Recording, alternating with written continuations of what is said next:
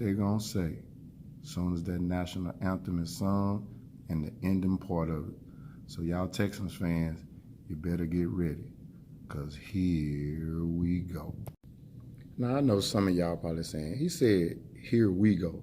Let me give you a little history for the here we go. And this is mainly for some of the Texans fans that, I've been going at throughout the season, like Nicky Jenkins, a.k.a. Trineka, Ronnie Armstrong, Rodney Smith, Ed Tillman, by default, Hershel Wafer, who's actually a Dallas Cowboys fan, and Mike Littleton, who's also an Oakland Raiders fan. But I can understand Herschel's point, because the Texans, Cowboys, a Cowboy most likely is a Texan.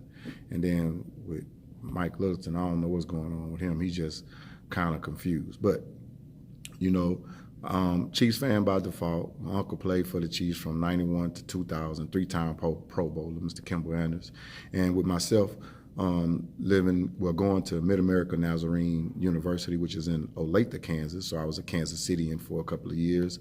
Ottawa University, which also I attended, which is in Ottawa, Kansas. So I was an Ottawan. Jeff City, Missouri, played for the Jeff City Jaguars of the SCFL.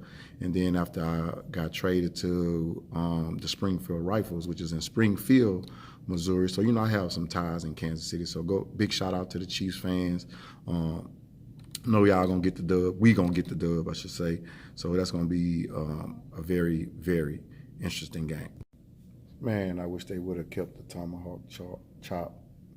I guess the Native Americans found that to be offensive, because, back in the days, you used to be going, oh.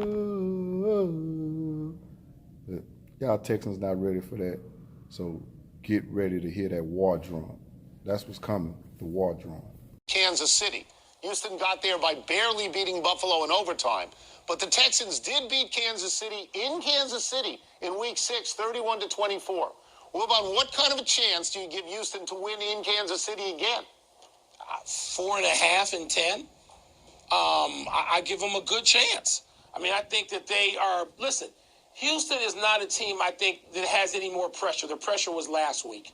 They're going on the road this week. Everybody's talking about Kansas City and Patrick Mahomes and what the Chiefs can do. And the Chiefs like the best team for the next 3 years, blah, blah, blah, blah, blah. Right. And I think that suits Houston better than being, a favorite last week, to be honest with you. So I give them a pretty good chance, Tony, but I, too, will take Kansas City in this game. I like Kansas City because they've won 6 in a row, and in those 6 games, they've allowed only 11.5 points per game. And Houston does not have a big scoring offense. But if you want to go the other way, let's talk about Andy Reid in the playoffs for a second, because he's 12-14 overall. He got to the Super Bowl once in Philadelphia, and since then he's 5-9 in the playoffs. He's 2-5 in Kansas City in the playoffs, and 1-3 at home in Kansas City in the playoffs. So if you want to take the other team based on the fact that Andy Reid can't win in the playoffs, you can make that case. I'm going with Kansas City, but I can see the other side.